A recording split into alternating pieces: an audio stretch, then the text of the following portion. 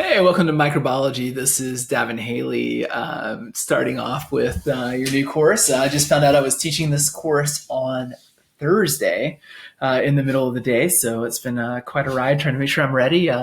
We'll be learning together, and I've had microbiology in college. It's been a while. It's been since 2002 since I've had it, but I've also had some other classes in between that'll hopefully help out. I had an immunology course, some biochemistry, and virology, all in that like 2006 to 2008. So hopefully, with some knowledge that I have and going back into the textbook, we can all kind of work together. The good news is you'll get to have a lot of more input into the types of assignments that we do. You'll notice uh, on the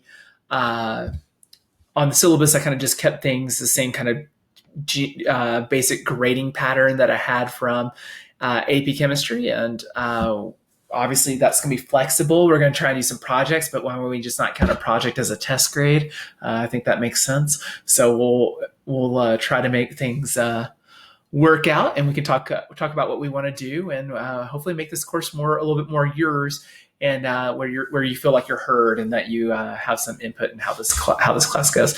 And the other thing is, at some point, hopefully we're back in person. Maybe there'll even be a COVID-19 vaccine by then, and everyone can feel safe, and we can get back to work, get back and do the lab. So the lab aspect is something I'm still figuring out. I'm going to try to find some things that are virtual, things that we can do, and then we will proceed. But there might be one of those things where we're not doing a lot of that until October, November, or whenever. On that, we'll just see how things go. And I don't know if you guys noticed the infection rates at universities are higher than anyone would want. So we'll see how things go from here. So let's just kind of get a few slides in, get ourselves an intro.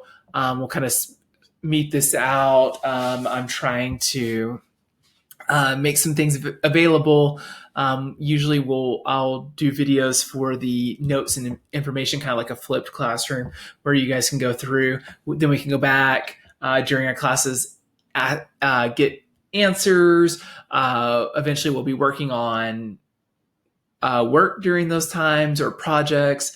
So we will figure out what we're going to do as we go on that. So let's get started on these first few ones, kind of get an intro to the course, and then I'll sign off and we'll come back later in the week since we got this course again on Thursday. All right. So Microbiology Chapter 1, the main themes of microbiology.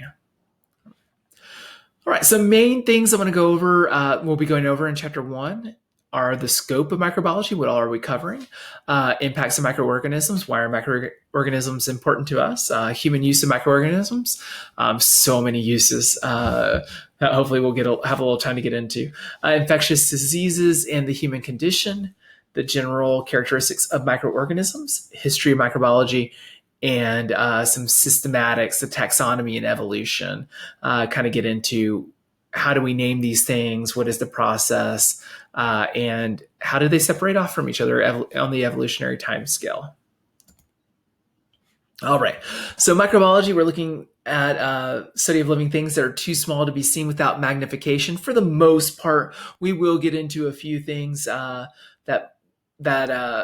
where we might get into certain diseases and deal with a little bit of some roundworms that maybe the ones that can't be seen, like C. elegans, or get into some, if we get to focus a little bit more on diseases, talk a little bit about some flatworms as well, like tapeworms. So we might get into some nematodes and platyhelminthes, but for the most part, we are going to be with the smaller things, but particularly bacteria and viruses. So that's going to be the main key components, and we'll also get into some fungi as well.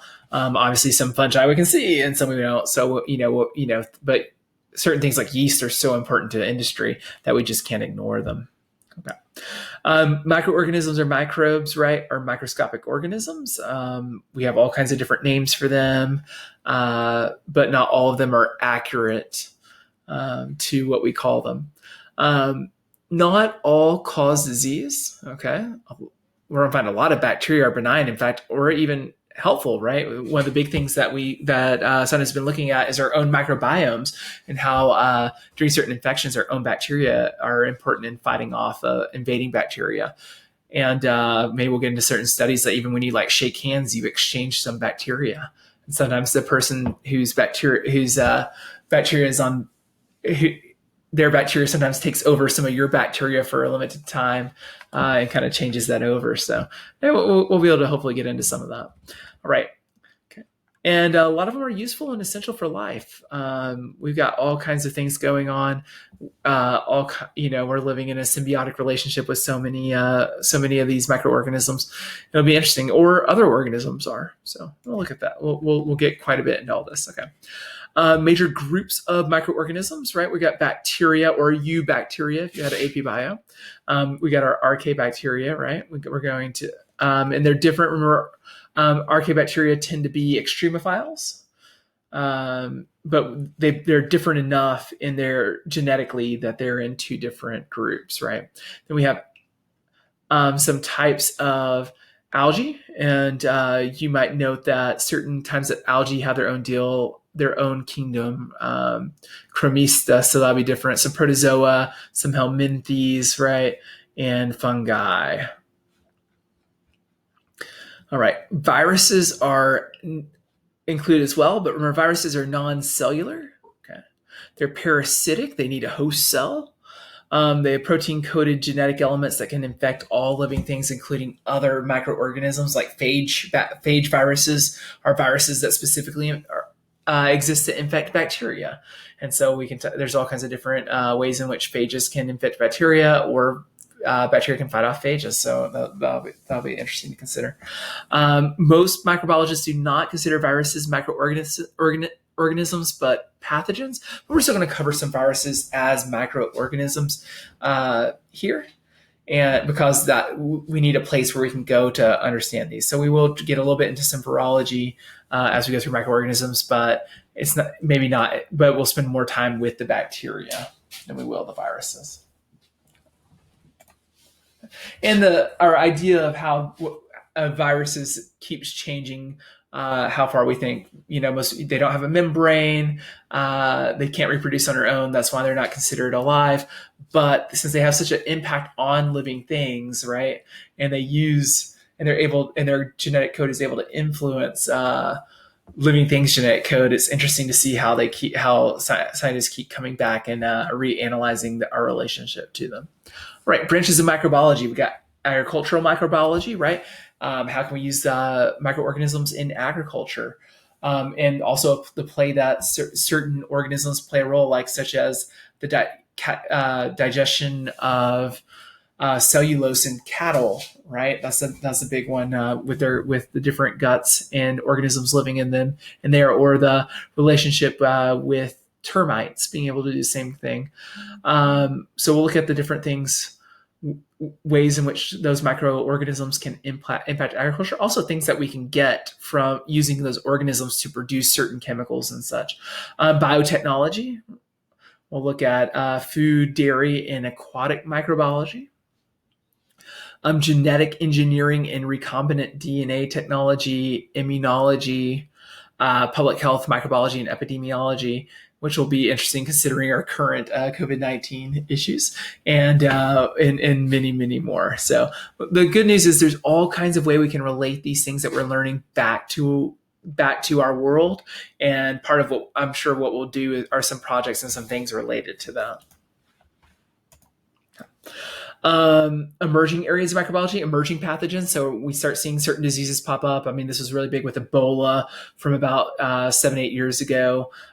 Different things like that, where pathogens arise. So as we're looking at new things, you might know about the mosquitoes, the genetically modified mosquitoes. They're unleashing in Florida to try and cut down on potential disease spread, right? That'd be a big one with malaria, and we'll talk a little bit more about malaria since that's caused by a protozoan. Marine microbiology, right? We barely understand the microorganisms of the sea. We know there's a lot we don't understand about marine creatures. Marine microbiology is really important. CRISPR actually was first discovered in the marine microbiome of so we'll see that comes back into play. Geomicrobiology. Okay, microbiology is really important for what we'll see with a lot of organic materials such as petroleum. And astroexomicrobiology could most likely if life evolving on places outside of Earth is going to have to start somewhere, and we know that's going to be with small single-celled organisms. So the idea of being able to find and detect those that on places that aren't Earth could be important. Or with Mars, you're like, okay, so much of things are inhospitable to life, but we know certain events have happened on Earth or on on Mars that haven't happened on Earth that could have had an effect, like its loss of most of its magnetic field and rapid oxidation events. But was perhaps Mars different at one time, and there could have been life? How could we even find traces of life here that we could search for there? That'll be something we can definitely look at maybe as we get towards the end of the year. All right. Importance of microbiology. The first cellular organisms were bacteria, right? The first things that we consider alive were bacteria, right? With those cell membranes and cell walls with a genetic code within them. A lot of people think the first organisms may have had RNA at the heart of their genome, which later became DNA, because there's really just a difference in a hydroxyl group connected to the ribose sugar that when that hydroxyl group is lost becomes a deoxyribose. And so, and the big thing with DNA is you can't get a transesterification that can occur in RNA. So that makes DNA a lot more stable. And so that's why we see DNA in organisms, because it's more likely to survive than RNA and be transmitted than RNA. All right. Primary production and decomposition as part of global biogeochemical cycles. Okay. Human use of microorganisms. Importance for human health, right? We talked a little bit, I mentioned the microbiome earlier. And of course, probably what we're most interested in, or the reason why most of you took this course, is infectious diseases, right? What's going on with these infectious microorganisms. All right. And we will stop there. I just wanted to give a quick intro video, kind of get you guys started. Not a whole lot of notes thus far, but we'll be getting into those shortly. And hopefully we'll have a good conversation about what we want our class to be like, and we can adapt it and make this class really yours. I'm really looking forward to it. I saw a good group of students in this class.